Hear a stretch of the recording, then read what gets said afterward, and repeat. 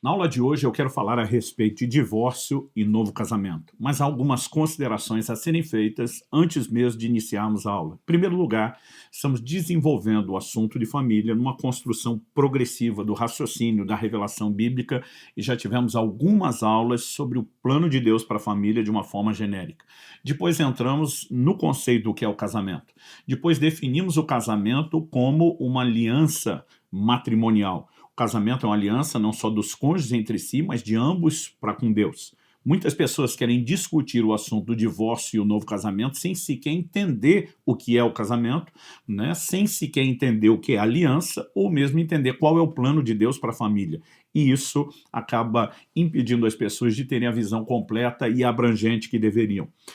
Ainda assim, mesmo construindo isso em pedaços, estamos aqui trazendo um resumo dos fundamentos doutrinários. Obviamente, não temos tempo e nem a intenção de esgotar o assunto. Normalmente eu digo às pessoas, para aqueles que querem estudar a doutrina, né, com um pouquinho mais de profundidade, então eu recomendo a leitura do livro que escrevi, O Propósito da Família. Lá eu dediquei vários capítulos construindo a visão do que é o casamento, antes de abordar, né, as questões de divórcio e novo casamento. Ainda assim, o propósito de um vídeo como esse não é substituir um aconselhamento pastoral, por exemplo. Portanto, se você tem dúvidas sobre como aplicar isso na sua vida, você deve seguir o mesmo padrão bíblico. Malaquias capítulo 2 diz lá no verso 7 que os lábios do sacerdote devem guardar o conhecimento e da sua boca devem os homens procurar a instrução, porque é mensageiro do Senhor dos Exércitos. Aconselhamento, né, pastoral se faz dentro do contexto da igreja local. Eu não aconselho as pessoas virtualmente, eu não tenho tempo para responder perguntas nos comentários e seria insensato tentar aconselhar dessa forma, né? Então, o meu conselho a você, se tem dúvidas de aplicação prática, que faça no contexto da sua igreja. Se você não tem, deveria procurar uma, porque, como temos falado em outras aulas, nós necessitamos viver na comunidade dos santos e estar debaixo de cuidado. Dito isso, eu quero passar ao assunto e eu quero começar lendo a primeira carta de Paulo aos Coríntios, capítulo 7, versículos 10 e 11. O apóstolo diz assim: aos casados ordeno não eu, mas o Senhor, que a mulher não se separe do marido. Mas, se ela se separar, que não se case de novo, ou que se reconcilie com seu marido, e que o marido não se divorcie da sua esposa. Então, em primeiro lugar, Paulo está dizendo, aos casados ordeno não eu, mas o Senhor, ordem do Senhor. Não é uma teoria, não é uma sugestão, não é um conselho, ordenança. Então, quando falamos daqueles que abraçam a fé e são guiados e dirigidos pela palavra de Deus, nós precisamos ser norteados por esses fundamentos. Então, a primeira coisa que Paulo faz, né, é dizer que não se separe, nem a mulher do marido, nem o marido divorcie da sua esposa. Plano básico de Deus, que o divórcio não seja necessário. Agora, ele chega ao ponto de dizer, se separar, que não se case de novo ou que se reconcilie. Então, em casos de divórcio, a segunda opção prioritária seria não partir para um novo casamento e ainda assim tentar reconciliação. Então, quando falamos de novo casamento, ele é uma situação muito específica, muito extrema, vamos dizer assim, que esgotam as outras opções. Estou dizendo isso porque alguns já vêm atrás do vídeo querendo direto saber se pode casar de novo, porque estão procurando já pular para a última etapa, que não é a recomendável. Então, também quero fazer uma distinção entre divórcio e novo casamento. Há situações onde um divórcio não dá direito a novo casamento, mas não significa que o divórcio, em termos práticos, não seria recomendado. Casos de violência doméstica, por exemplo, que são muito crescentes, infelizmente, hoje em dia, e até no meio daqueles se intitulam cristãos. Mas, antes de trabalhar essas questões, eu acho que nós precisamos começar na perspectiva correta. O casamento é uma instituição de Deus, deve ser protegido, deve ser vivido da forma correta, não é algo para entrar sem que a pessoa, como disse Jesus lá no Evangelho de Lucas, sem que ela calcule quanto custa construir aquela torre, né, para saber exatamente no que está entrando, como deveria lidar com isso e qualquer situação que leve ao divórcio ou ao novo casamento, elas estão num caráter de exceção e há toda uma triagem a ser feita antes de chegar lá. Mas, Como disse anteriormente, a ideia aqui não é aconselhar ninguém de forma prática, é apresentar a doutrina de uma forma geral. O que é que entendemos sobre o casamento, o que é que a Bíblia ensina sobre divórcio e novo casamento em linhas gerais. Muitas vezes há situações onde a gente tem que dizer que cada caso é um caso, porque há vários desdobramentos que merecem uma análise diferente. Então, dito isso, que não estou aconselhando você a respeito de nenhuma decisão, apenas tentando estabelecer o panorama da visão bíblica da doutrina, vamos lá. Algumas coisas que precisam ser levadas em questão. E, normalmente, eu digo, olha, tem diferentes abordagens quando nós vamos falar do assunto, né, de divórcio e novo casamento. A primeira coisa, eu gosto sempre de dizer que a gente não julga experiências. Alguns tentam determinar se uma situação de divórcio e novo casamento é legítima ou não, julgando pela aparência e pelas circunstâncias se tais pessoas estão sendo abençoadas ou não, né? E eu digo, isso é muito subjetivo, né? É muito relativo. Por quê? Encontramos pessoas na Bíblia que, como Jó, a julgar pelas aparências, de acordo com seus amigos, havia pecado terrivelmente contra Deus, e nós sabemos que isso não era verdade. Aliás, eles acreditam que ele estava recebendo castigos, ou seja, não estava sendo abençoado. Por outro lado, 1 Timóteo capítulo 5, verso 24, né, mostra que há juiz imediato e juiz não imediato. Há pessoas que estão errando hoje e que serão julgadas posteriormente, não agora. Então você não pode olhar para a vida da pessoa para tentar decidir se ela está certa ou errada a partir das circunstâncias, né? Normalmente, a gente parte de qual premissa? O que é que Deus diz? E ponto final. Então, o que é que a palavra de Deus fala? Esse é o nosso ponto de análise. Então, eu quero inicialmente dividir a exposição do assunto de divórcio e novo casamento dentro de dois focos diferentes. Isso também é importante já de cara no começo.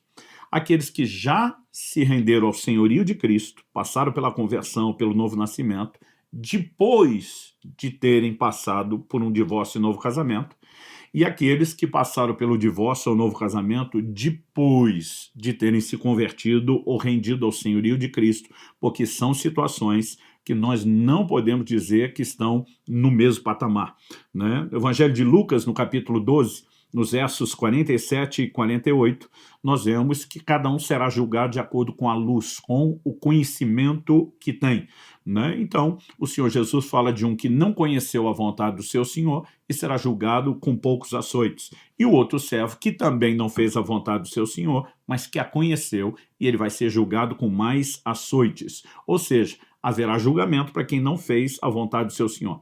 Se conhecia ou não, não deixará de ser julgado. Se não conhecia, deveria ter conhecido a vontade do seu Senhor. Mas aquele que conhecia e deliberadamente não fez, será julgado numa medida diferente. Então, quando partimos da ideia do conhecimento, né, nós precisamos entender que a palavra de Deus fala algo a respeito da condição daqueles que não haviam se convertido ainda. Em Atos, no capítulo 17, no verso 30, o apóstolo Paulo diz que Deus não leva em conta os tempos da ignorância, mas manda que agora todos, em todo lugar, se arrependam. Então isso não significa que o que foi feito no tempo da ignorância não era pecado, porque senão não haveria um chamado ao arrependimento se não fosse considerado pecado. Mas a expressão Deus não leva em conta os tempos de ignorância e manda se arrepender agora, fala, obviamente, né, de um momento onde, através da entrada do Evangelho, né, da mensagem do Evangelho, todo o processo começa por meio do arrependimento. Dito isso, né, eu quero enfatizar, não significa que o que foi feito antes não era pecado, mas exige arrependimento. E nós veremos que o posicionamento bíblico é, a partir de agora que você teve a luz e se arrependeu, como você conduz. Então, se Paulo diz que Deus não leva em conta os tempos da ignorância, a pergunta a ser feita é, o que é o tempo da ignorância? Isso é usado na Bíblia como uma clara referência ao tempo antes da pregação de Cristo, da chegada do Evangelho, né? O próprio apóstolo Paulo deixa isso muito claro. As escrituras, elas fazem uma distinção entre o período anterior e posterior ao nosso chamado.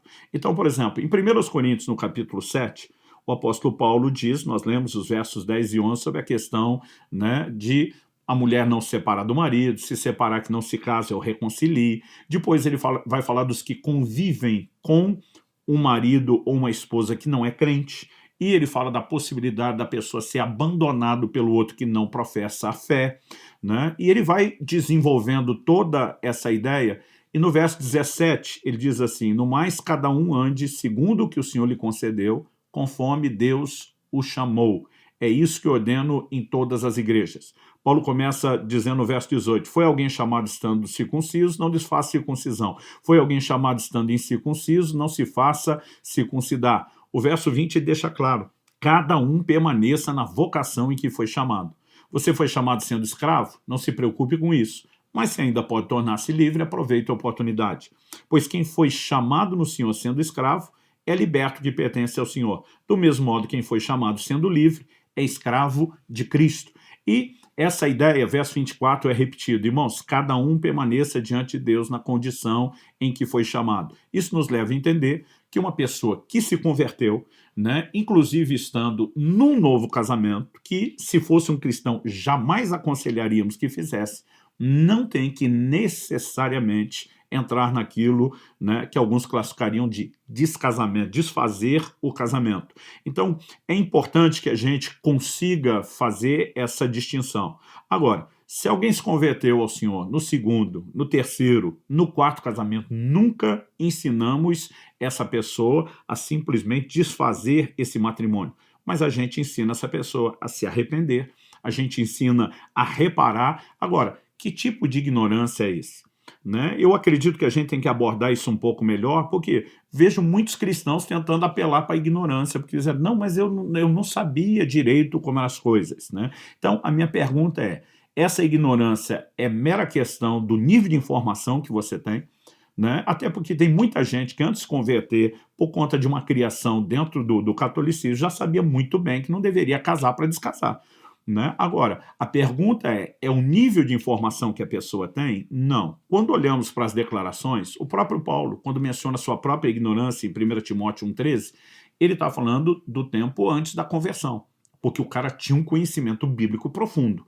Então, nós não podemos dizer que a ignorância era não saber o que a Bíblia diz, era não ter a clareza, a luz de revelação. Né? Então, você olha Atos 22:3, Gálatas 1:14, Filipenses 3:8, todas são afirmações que Paulo fala do conhecimento da palavra de Deus. Então, ignorância não tem a ver com o conhecimento racional que alguém possa ter a respeito do assunto, mas é a revelação da palavra por obra do Espírito Santo que conduz à conversão. Então, a gente trata dessa questão da ignorância como sendo antes da conversão e a partir da conversão como sendo o momento onde ela tem luz e exposição à palavra. Né? Não existe um medidor de alta tecnologia espiritual que você bota no pescoço de alguém para saber qual era o nível de ignorância que a pessoa tinha. Então, a gente parte do pressuposto que se refere ao período anterior à conversão.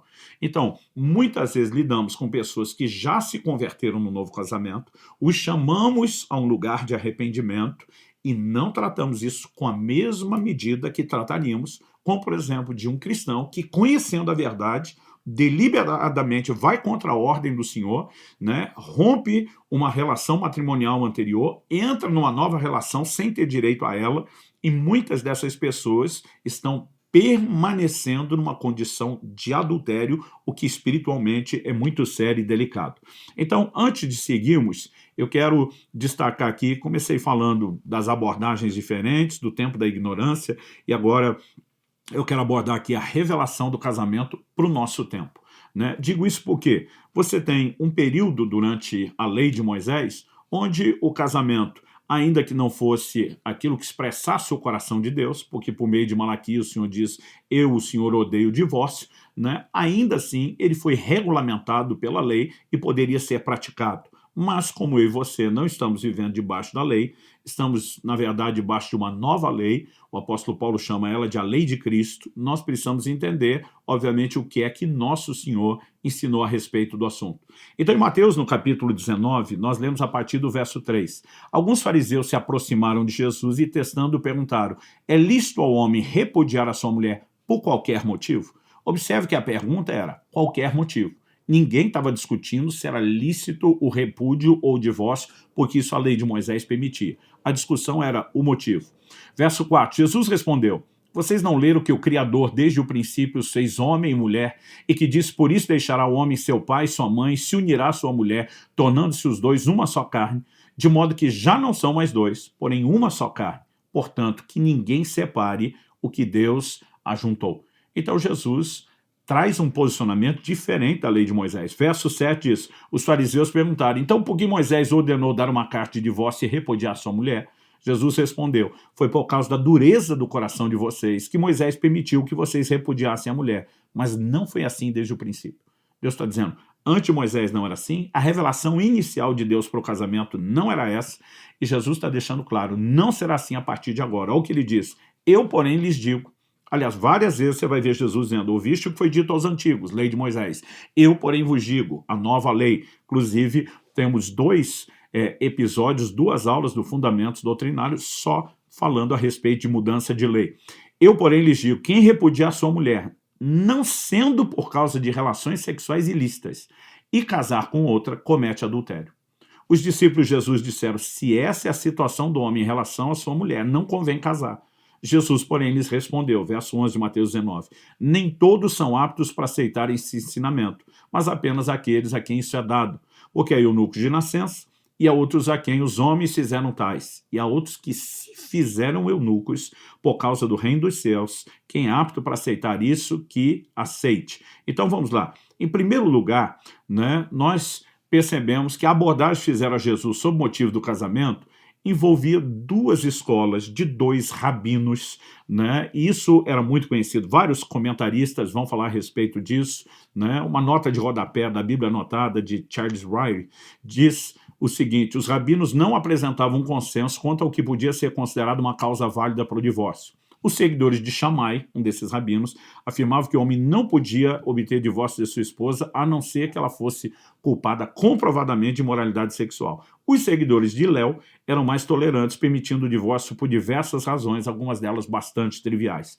Eles vêm para discutir quem está certo sobre qual é a condição do divórcio. Eles nem imaginavam que Jesus falaria contra o divórcio, deixando uma única exceção para isso. Então, eu já vi pessoas tentando limitar o ensino de Jesus como se fosse uma mera resposta aos judeus. Mas a verdade é que Jesus não veio resolver os debates dos judeus. Ele veio ensinar valores que seriam levados à igreja dos gentios. Né? Na grande comissão ele diz, façam discípulos das nações, gentios, ensine eles a guardar tudo o que eu vos tenho ordenado. Né? A própria expressão que eu mencionei, ouviste o que foi dito aos antigos, reconhece o que a lei de Moisés dizia, mas eu, porém, vos digo, é a lei de Cristo para nós, para a nova aliança. O que o apóstolo Paulo vai chamar de isso ordena o Senhor e não eu. Então, Jesus, na verdade, ele começa dizendo, não foi assim desde o princípio. Ele diz o que Moisés deu quando introduziu o divórcio foi uma exceção. Qual era o motivo da exceção? Ele diz a dureza do vosso coração. Então, o que eu e você precisamos entender é que no Antigo Testamento, na Antiga Aliança, não existia novo nascimento. Essa é uma experiência exclusiva da nova aliança. Aliás, se referindo à nova aliança, Deus diz, eu vou tirar de vocês o coração de pedra, duro, e vou dar a vocês um coração de carne. Então, Jesus está dizendo, essa é a exceção, onde a reconciliação, o perdão, os consertos eram inevitáveis por um problema de natureza. Essa exceção foi só para a lei de Moisés, com a proposta do novo coração. O que eu e você precisamos entender que Deus está dizendo, nós podemos viver intervenções divinas, sobrenaturais, nós podemos viver concertos relacionais que antes não eram possíveis. Então, o divórcio não é uma opção ao casamento. Né? É lógico que há exceções, mas o padrão é tá difícil, desiste. Né? As pessoas elas têm muita dificuldade de lidar com problemas hoje em dia, mais do que nunca. Uma vez perguntaram ao senhor, como é que o senhor chegou aos 50 anos de casado? Ele falou, sou de uma época que quando as coisas quebravam, a gente consertava, não jogava fora. Né? A mentalidade não era de descarte. E hoje em dia, cada vez mais a gente vê isso. A pessoa tem problema com o vizinho, muda de casa. Tem problema de emprego, muda de trabalho. Tem problema na igreja, muda de igreja. As pessoas não resolvem seus problemas. Quando elas possam ter problema no casamento, elas querem mudar de cônjuge. Infelizmente, isso não só é contrário à doutrina, como não vai resolver o problema dessas pessoas. Então, precisamos olhar para o divórcio como, de uma forma generalizada, tendo sido permitido durante a lei de Moisés, mas não sendo a opção da nova aliança. Se fosse, nós teríamos uma contradição com a declaração de Paulo, né, que a mulher não se separe do marido, se separar que não case de novo, né, que reconcilie. Então, obviamente, nós precisamos entender essa perspectiva, inclusive da dureza do coração, entender, né, que se formos cristãos genuínos, se aprendemos a oferecer a outra face, se aprendemos a andar a segunda milha, a entregar a túnica junto, né, com a capa, né, se entendemos as bênçãos de ceder, de perdoar, de se deixar ser moldado e trabalhado por Deus, é possível vencer, né, os problemas relacionais. Agora, falando a respeito de divórcio, mesmo quando era permitido na lei de Moisés, eu já mencionei que Deus odiava o divórcio.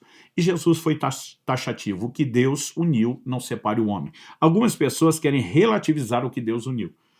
Outro dia eu vi alguém mudando o versículo. Não, mas a Bíblia diz que o que Deus uniu, o homem não separa. Então, se separou é porque não era uma união divina. Eu falei, não é isso que a Bíblia diz. A Bíblia diz: o que Deus uniu, não separe o homem. O homem pode separar o que Deus uniu. Agora, o que Deus uniu não está falando que Deus é um cupido, pega uma pessoa ou outra, põe os dois juntos. Então, se isso for comprovado, não pode separar. O que Deus uniu é a união divina do casamento. Quando duas pessoas entram nessa união, né, escolhem se casar, elas entraram na união instituída por Deus. E não importa onde foi feita a cerimônia, se em vez na presença de Deus foi feito com invocação de demônios. Quando homem e mulher se unem, eles entram na união divina, independente de reconhecerem o senhorio de Deus sobre a sua vida ou não. E é nesse momento que não se deveria buscar a separação. Embora eu preciso destacar que o divórcio não é o maior problema na questão do matrimônio, e sim o novo casamento, né? Então a Bíblia está dizendo que não se divorcie.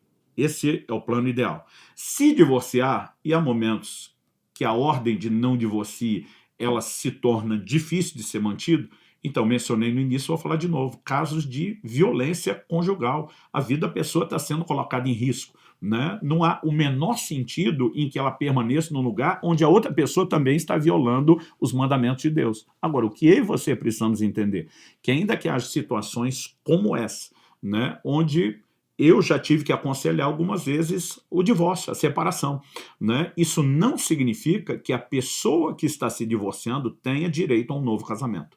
Porque nós estamos falando de um filtro. Não divorcie. Se divorciar, que não se case. Quais são as únicas questões onde um novo casamento é permitido? Então, em primeiro lugar, nós precisamos entender que a morte é um assunto que não se discute. Se um dos cônjuges morreu, né, é claro que a outra pessoa tem o direito ao novo casamento. 1 Coríntios 7, 39, o apóstolo Paulo diz: a mulher viúva está livre para casar com quem quiser, contanto que seja no Senhor. Então, isso nós não vamos discutir. Nós falamos de novo casamento, não em caso de viuvez. Estamos falando de novo casamento em situações de divórcio. Antes de abordar melhor o novo casamento, eu quero lembrar que o Senhor Jesus diz que há eunucos que nasceram assim. Ele está falando de um dom do celibato. Eunucos foram feitos assim pelos homens, era um costume antigo. Homens eram castrados para servir na corte do rei e não ser uma ameaça ao harém do rei. Mas Jesus fala: há outros que assim se fizeram pelo reino. Ou seja, não é um dom natural, não foram castrados, mas decidiram fazer eunucos pelo reino. Por quê? Estavam numa situação que não poderiam seguir adiante com um novo casamento, de acordo com o que Jesus ensinou. E eu vejo o tempo todo as pessoas tentarem deixar a doutrina subjetiva. Eu não tenho direito de ser feliz? Eu digo: nasceu pobre, tem direito de ser feliz, vai roubar um banco.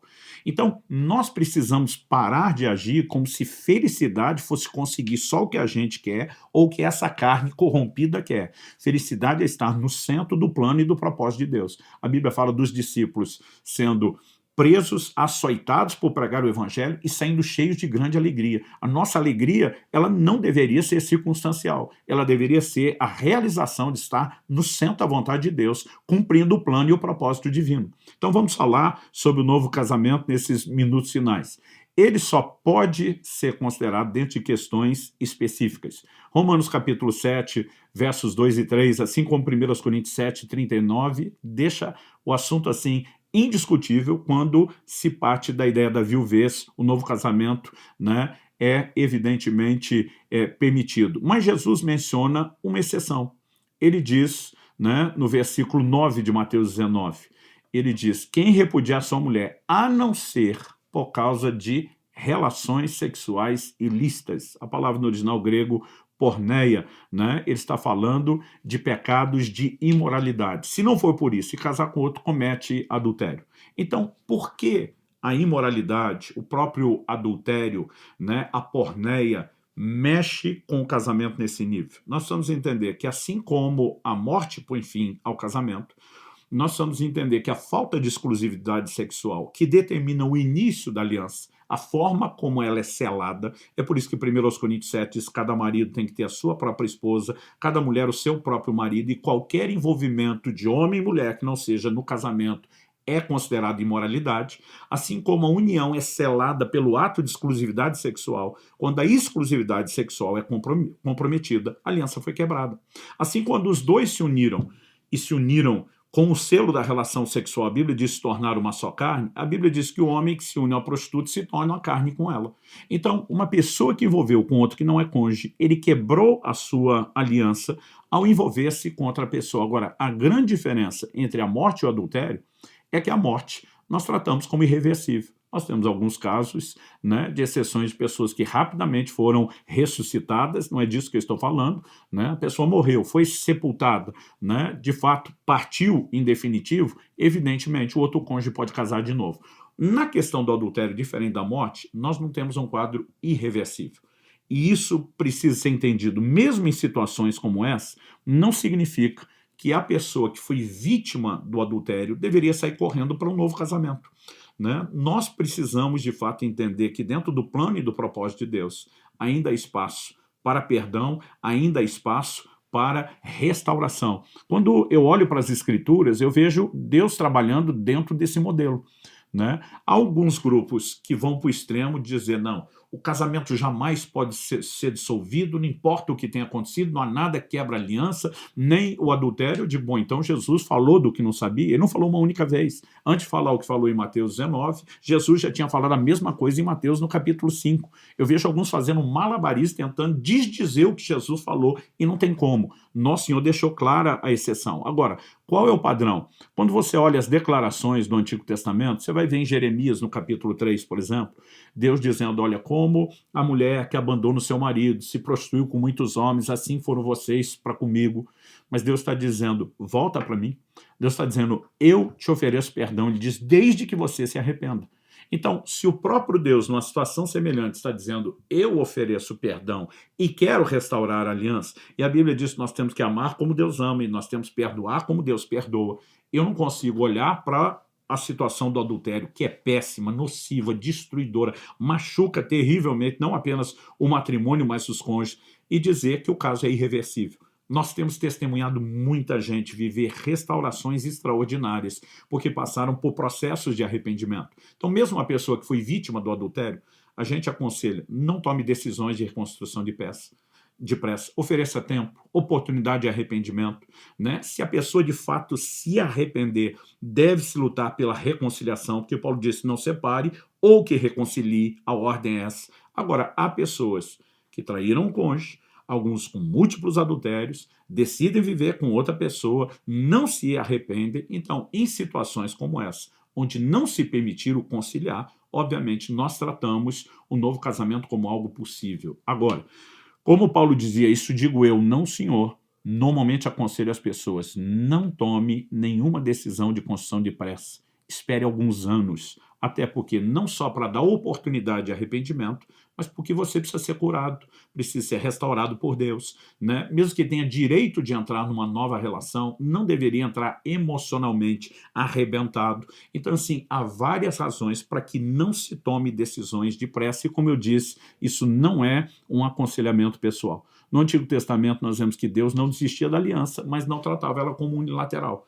Ele fala, né, em 2 Reis, no capítulo 18, no verso 12, que Israel quebrou a aliança com ele, foi por isso, né, que Deus simplesmente, né, o manda para o cativeiro e basicamente está dizendo, estou me divorciando de você. Agora, havia a possibilidade de restauração. E nós precisamos pregar mais sobre restauração. Precisamos pregar mais para que o divórcio seja evitado. Precisamos pregar mais, mesmo havendo divórcio, separação temporária, que possa haver conserto, conserto antes de cogitar a banalidade do novo casamento, como muitas pessoas estão tratando. Infelizmente, alguns líderes estão ensinando até de forma errada, pelo seu próprio exemplo, quando decidem se casar de novo, sem estarem na exceção estabelecida por Jesus, né? Algumas pessoas perguntam, mas além da exceção de Jesus, a outra? Jesus diz, a não ser nesse caso.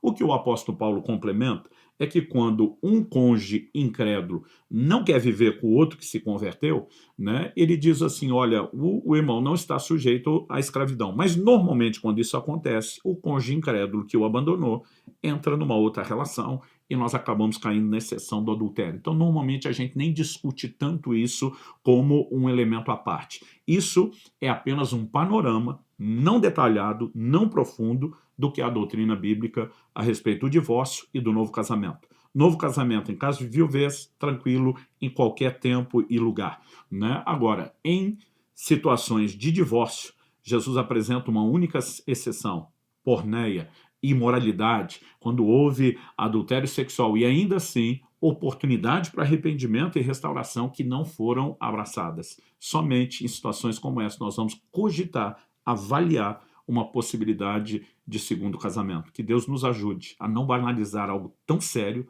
tão sagrado como o casamento.